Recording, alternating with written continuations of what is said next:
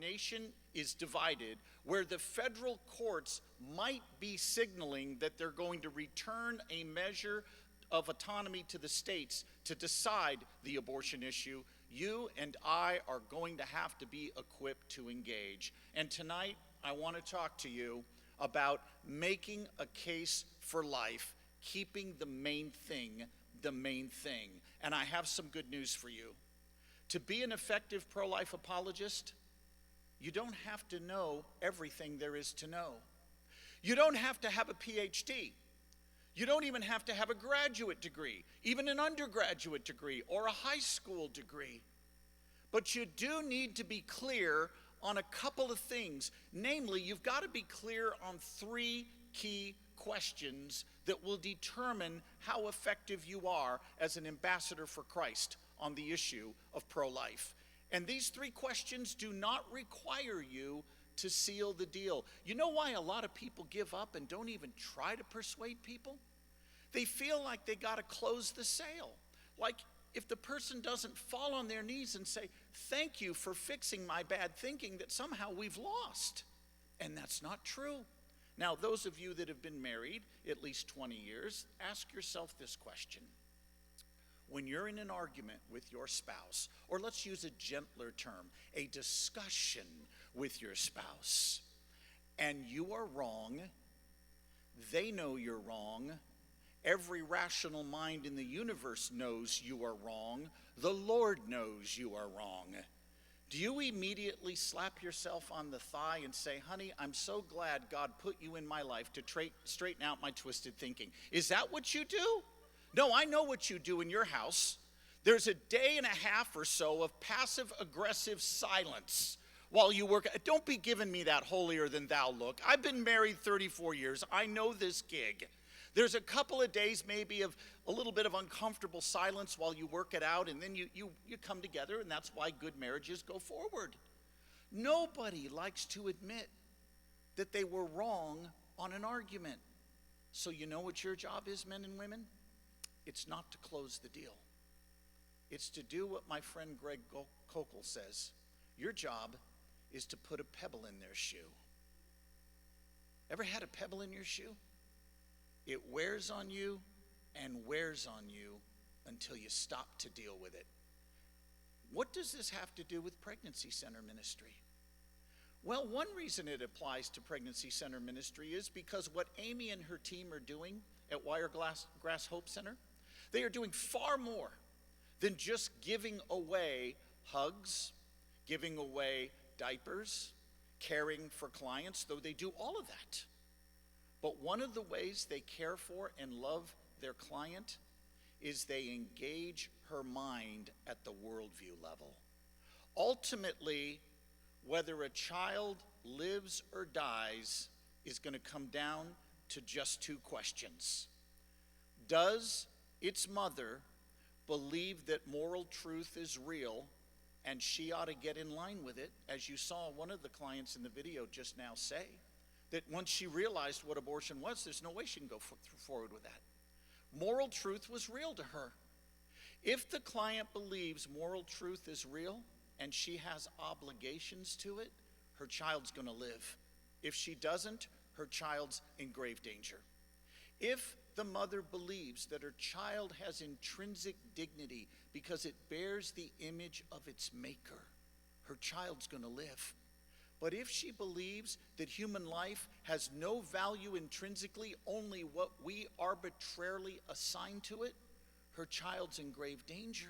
This is a worldview struggle. When you pray for Amy and you pray for the Hope staff, I want you to pray that God gives them clarity and strength to engage these clients at the mind level as well as the love and physical level. Both are vitally important. And you, where God has placed you, God has an assignment for you to engage. And here are the three questions that will help you engage. Number one, what is the unborn? And I'll explain why that matters. Number two, what makes humans valuable? And number three, what is our duty? If you get these three down, God will use you to make a difference where he's placed you. Let's take a look at that first question. What is the unborn.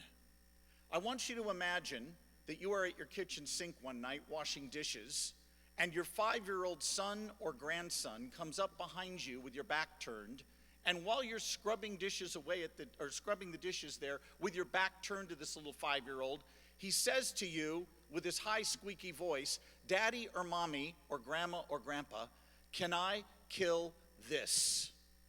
For any of you who doubt little guys can ask that question, I need to enlighten you.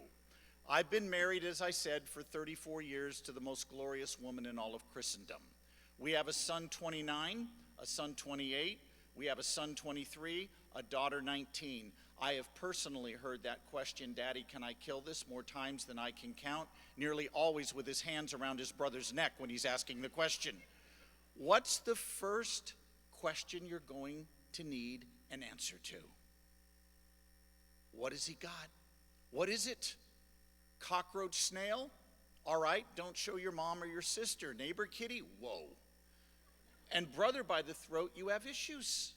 You would never in a million years say, "Sure, son, have at it," till you answered that predicate question, what has he got? You know what we just did, men and women? We just solved the abortion issue. Can we kill the unborn? Yes. If what? If the unborn are not human. If the unborn are not one of us, I see no reason to oppose abortion at all.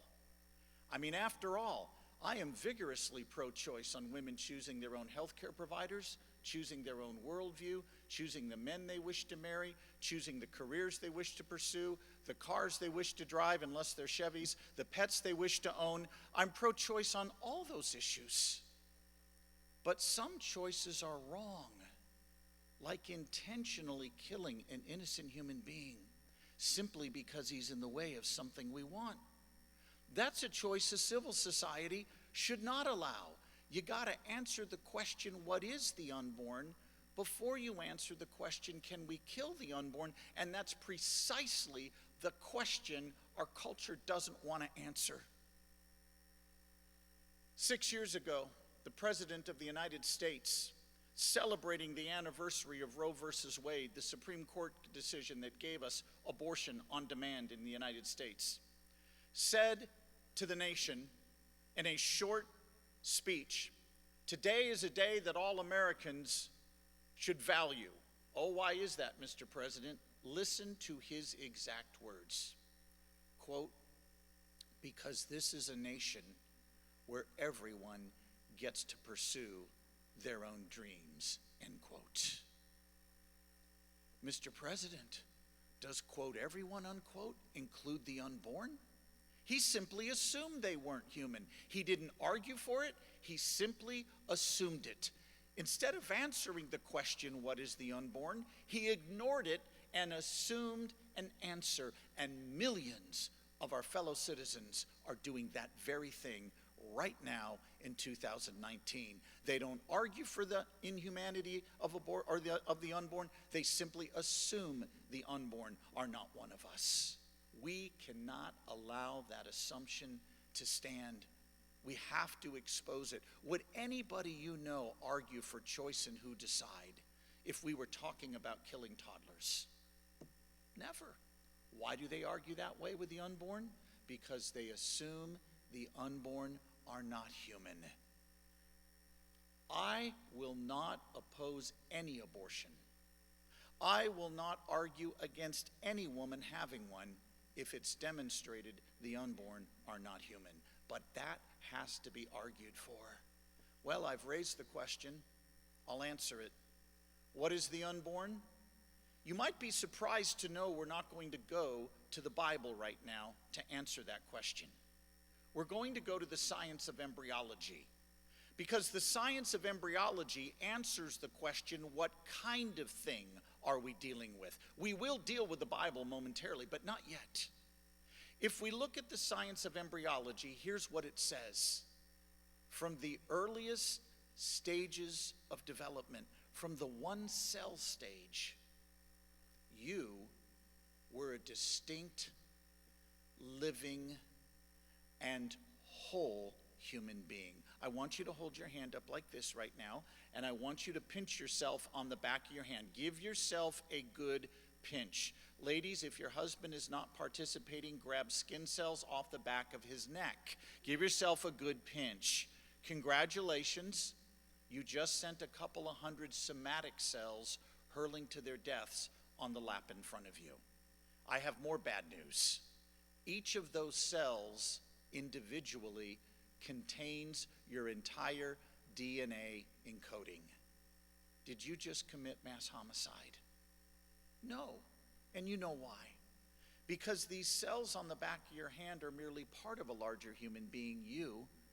They're not distinct whole human beings the way you were when you were an embryo, the way I was when I was an embryo. There's a difference in kind between each of our bodily cells and the embryonic human beings we once were. That's the science of embryology. Why don't people get this? There's two reasons. The first, I understand. It's an intuition problem. It goes like this. People look at a picture of an early embryo, and I don't know if you've ever seen one. You can't see it with the naked eye. In fact, from the earliest stages, you got to have a microscope. And what you're going to see is what looks like just a ball of 5 to 10 cells. And people look at that and go, okay, I hear what you're saying, that life begins at fertilization, but that doesn't look cute like my baby cousin Abigail or my niece Mary. And they think to themselves, it just isn't connecting with me the way my niece does. And I understand that. I get it. But sometimes our intuitions are wrong. Now, for those of you in the room under 40, I'm going to use an illustration here that might help you. For those of you under 40, you need to know that there was a time when we did not take pictures with our phones. We had these devices called cameras. Cameras were square things with a round lens. The lens would open up, the shutter would let light in, recording an image on this stuff called film. Film was expensive. We certainly did not waste it by taking pictures of our food. The way it would work for those of you under the age of 40, when you shot 36 exposures with your 35 millimeter camera, you would put the film in a little plastic canister. You would drive to the far corner of the neighborhood supermarket to this little place called Photomat. You would drop your pictures off. You would wait a month and a half for them to come back. Half of them overexposed. I'm preaching gospel truth, aren't I? Those of you old enough to remember, yes. Well, in the early 1960s, the Polaroid camera appeared on the scene. And the Polaroid camera, of course, had the advantage of you'd shoot your picture, it would spit out a piece of paper, you'd pull it out of the camera. Some of you are already doing the muscle memory on me. You'd shake it, and your picture, voila, appeared about 2 minutes later. You didn't have to wait a month and a half. I want you to imagine you are on a Mexican safari. It is 1970. You have one of these early Polaroid cameras. You just happen to shoot a picture of a black jaguar leaping across the trail in front of us. Black jaguars are almost never filmed in the wild, but you got it. And while you were waiting breathlessly for that picture to emerge, I sneak up behind you, I grab your Polaroid camera out of your hands, I yank the paper out of it, and I tear up your picture. Are you angry at me? You're furious. What if I said, you know what? I looked at that piece of paper. I didn't see a jaguar on it. I just saw a white paper with a square brown smudge on it. Is that going to satisfy you?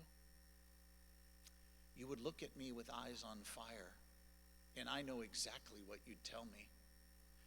You'd say to me, barely able to contain yourself, the jaguar in the picture was already there.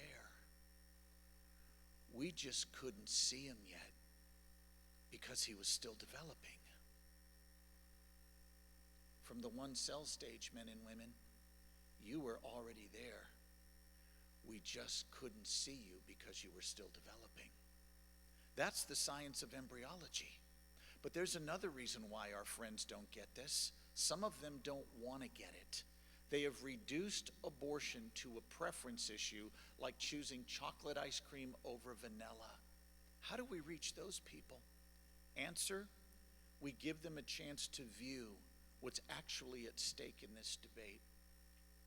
If you saw the movie The Passion of the Christ, can I see your hands? Wow, almost all of you. Saving Private Ryan, Schindler's List, Hacksaw Ridge. Okay, the overwhelming majority of you paid money to go watch gruesome imagery on the screen. And I know why you did it, for the same reason I did. Because you recognize that these films convey truths that no words could ever convey. And that's why you took your children to see them. That's why you let your grandkids see them. Not because you were trying to manipulate them, but because you understood the power of imagery to convey truths at a visceral level that's lost upon language alone. And that's why you paid money to see these films. And the abortion issue is no different. There are millions of Americans who will continue to treat abortion as a mere preference issue, like choosing chocolate over vanilla, until they see it. In just a moment, I'm going to roll for you a very short clip. It's 55 seconds only.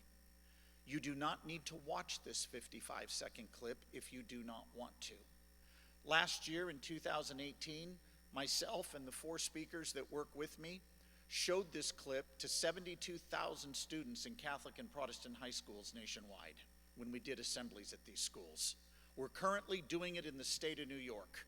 Right under Governor Cuomo's nose, we're going to reach 20,000 students in that state this year, and the vast majority of them will see the clip you're about to see. This clip does not show an abortion from start to finish, but it does show the aftermath.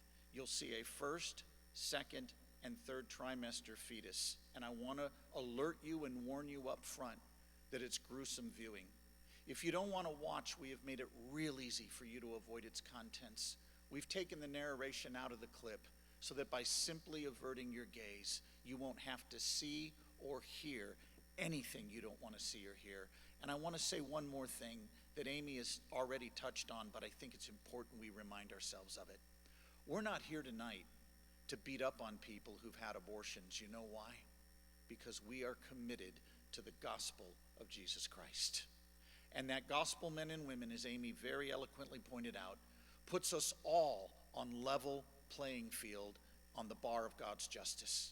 Because the gospel says that every one of us took our attitude toward our Creator, and instead of worshiping Him and enjoying Him, instead of enjoying the creation He made, we rebelled against Him and decided we'd call the shots. Every last one of us has done this. And God, who could have just decided we're not going to have any more of this and wiped out the entire race, sent Jesus to stand in our place condemned as our righteous substitute, bearing the judgment every one of us deserves. And God proved that that sacrifice was sufficient because He raised Jesus from the dead 3 days later. I have more good news. For those who've sinned on abortion and you've trusted Jesus as your perfect substitute, God the Father is no longer your judge. He's your dad, and He adopts you into His family as a dearly loved child. That's the gospel. We have an advocate who doesn't make us righteous. He declares us righteous in virtue of what Jesus did for us. That's incredibly good news. So if you're here tonight and you've had an experience with abortion, I want you to know that what you need is not an excuse. You need what all of us in this room need: forgiveness. And it's found at the foot of the cross. Let's keep that good news in mind as we take a few moments to look at this brief clip. And again, if you wish to look away, you feel the freedom to go ahead and look away. We'll go ahead and roll this clip at this time.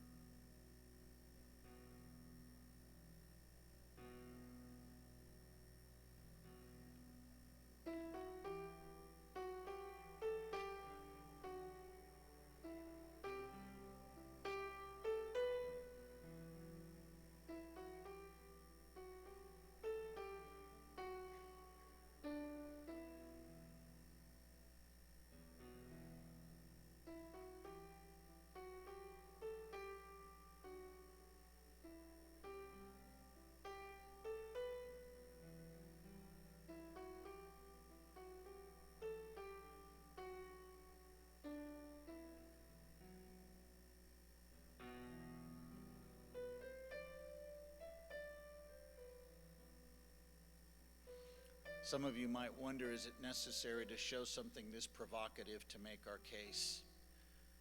And I'm sympathetic if you feel that way. But our nation, for the last 150 years, every single successful social reform movement has used imagery, provocative imagery, to confront the culture with truths it wanted to ignore, and the same is true with abortion. Perhaps the greatest example of imagery swaying a culture took place in 1955. An African-American boy by the name of Emmett Till took a train journey in that summer of 1955 to Money, Mississippi, to visit his cousin. And when that 14-year-old African-American boy got off the train, he began to brag to his cousin and his cousin's friends about his 2 white girlfriends back home in Chicago. And the cousin said, "No way. We don't even speak to white girls here, let alone date them." And Emmett said, "Yes, I do have 2 white girlfriends," and he wouldn't back down. So finally, the cousin and the friend said, "Well, we dare you to talk to a white girl down here." That afternoon, they went into Bryant's grocery store in downtown Money, Mississippi. Emmett walked up to the counter. He purchased a piece of gum from the 21-year-old white married woman behind the counter. And as he did so, reports vary, but the basic storyline is he either whistled flirtatiously, or as he made the purchase, he said something like, "Thanks, babe," in a flirtatious way and left. That was it. Well, we hear that, we think nothing of it. No big deal. Very big deal in 1955 in Money, Mississippi. 2 nights later, that boy is taken at gunpoint from his uncle's home by the woman's husband and another man. They extract him at 1 o'clock in the morning.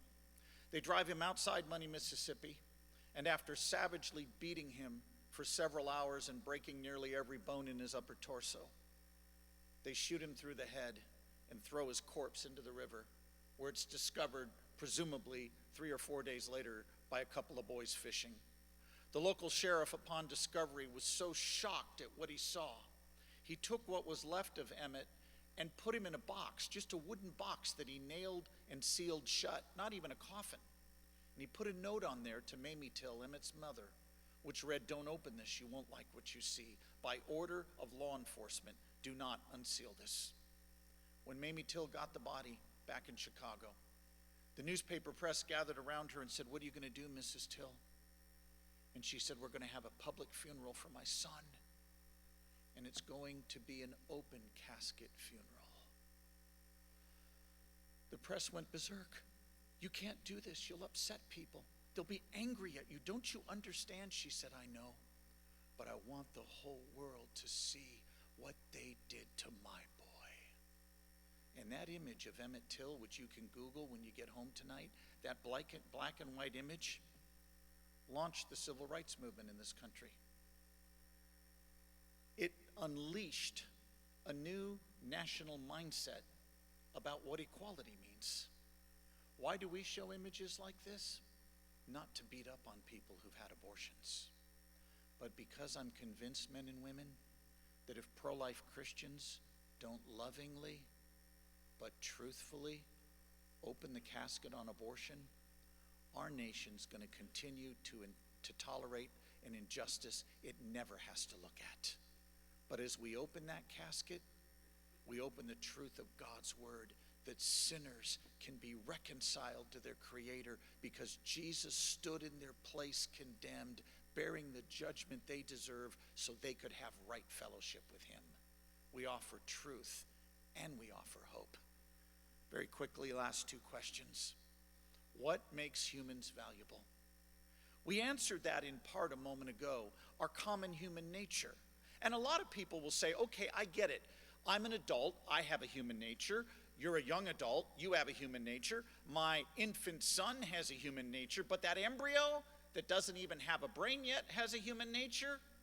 When they say that, here's the question you need to ask. How is it possible for 2 human parents to create offspring that isn't human, but later becomes so? To quote my favorite philosopher, Ricky Ricardo, they have some splaining to do at that point. How is this even possible? There are 4 differences between you, the adult that's here tonight, and you when you were an embryo. There are differences, But that's not really the question. The question is, do those differences matter such that we can say you had no right to life then, but you do now? There's a difference of size, level of development, environment, meaning where you're located, and degree of dependency. You can think of the acronym SLED if you want to remember these four differences: size, level of development, environment, and degree of dependency. Size, there's your S in that acronym. You were smaller as an embryo, but since when does body size determine your value? Men are generally larger than women. Do men deserve more rights than women simply because they're larger? What about your level of development? You were less developed as an embryo. You know what your answer should be to that? So, how does body development determine value? You know, forgive me for preaching for a moment, but we Christians assume the burden of proof way too easily. Somebody says, why, that embryo doesn't have self-awareness yet. You know what our typical answer is? Well, it has brainwaves by week 6, and it can dream by week 11. Wrong answers. Challenge the premise. Why do I have to be self-aware not to be killed? How does self-awareness define my value? Make them argue for that. You don't need to argue for that. That's on them. A 2-year-old girl is less developed than a 21-year-old young woman. The 2-year-old does not have a developed reproductive system yet. Is she less human and valuable than the 21-year-old who does? Tomorrow I will be speaking at 2 local Christian high schools in the area. And I will make the point to the students that they are less developed than their parents. They are less developed than their parents physically, and they are less developed than their parents intellectually, which is going to come as a complete shock to most of them. But the reality is you don't reach your intellectual peak until your mid-40s. Do your parents have a greater right to life than you simply because they're more developed? Size, level of development. What about environment, where you're located? Where you are has no bearing on who you are. How many of you drove at least 7 miles to come to dinner tonight? Can I see your hands? Okay. 17 miles. 27 miles. Okay, this is getting serious. 37 miles. 287 miles, I win. Now, if a journey of 27 miles didn't change you from one kind of thing to another, how does a journey of 7 inches down the birth canal suddenly transform you from a non-human, non-valuable thing we can kill to a valuable human being that you can't? Answer is, if you weren't already human and valuable, changing your address doesn't get you there. And finally, degree of dependency. How does dependency on another human being mean that we can kill you? I don't know the exact numbers, but it's significant enough to make the peer-reviewed medical journals. There are a small number of children born each year that can only tolerate their mother's milk. They cannot tolerate external feeding like from formula. What would we think of a mother who said, my body, my choice, too bad, the kid depends totally on me for survival, and they unplug their own child and let him die from neglect? We would think that awful. Size, level of development, environment, and degree of dependency are not good reasons for saying we could kill you then, but not now. I end with this question. What's our duty? I can give it to you in a sentence. It is to love our unborn neighbor and his mother. How do we love our unborn neighbor? Well, the first thing we need to do is step up and defend him.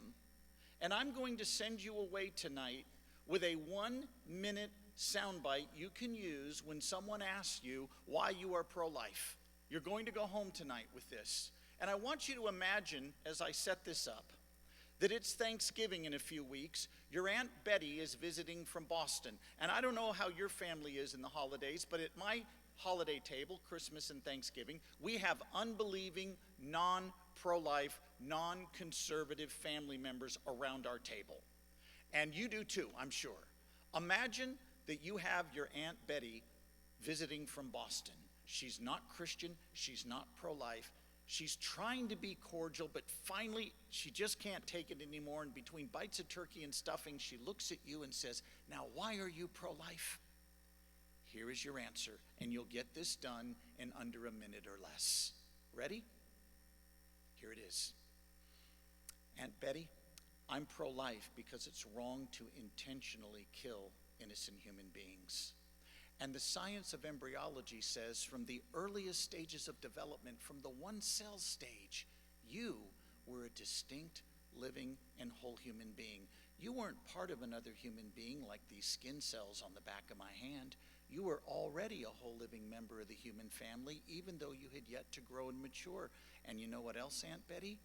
There's no essential difference between you, the embryo, and you, the adult, that would justify killing you back then. Differences of size, level of development, environment, and degree of dependency are not good reasons for saying we could kill you then, but not now. Now, I'm going to go out on a limb and say I think I got that done in well under a minute. How many Bible verses did I cite? But did I communicate biblical truth? Did I put a pebble in their shoe? Yes. Now, I noticed some of you, as I was going through that 1-minute soundbite, you were taking notes faster than broke people at a Dave Ramsey seminar, and you were thinking to yourselves, that was a bad joke. I don't know where that came from.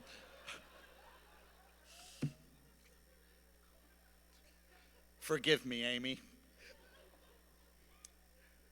You were thinking to yourselves, if he had sensitivity, he would have written that whole thing out for us so we could take it home tonight. And I want you to know that I did. We have up here a sled card, and we're going to auction it off. This sled card has that 1-minute soundbite written on it. We're going to auction this off, starting bid $10,000, payable to Wiregrass Hope Group. So if you want to, have this, you can have it. No, just kidding. On the back table there, we will have one per family available to you if you would like to pick one up on your way out. It is costly to be pro-life. Loving isn't cheap. It takes something from us.